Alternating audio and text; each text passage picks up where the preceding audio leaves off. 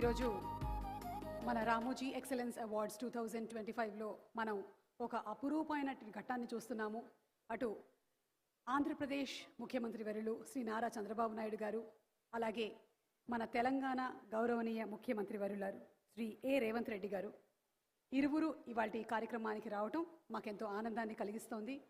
అలాగే మిగిలిన అతిరథ మహారథులందరికీ కూడా మరొకసారి సాదర స్వాగతం పలుకుతున్నాము.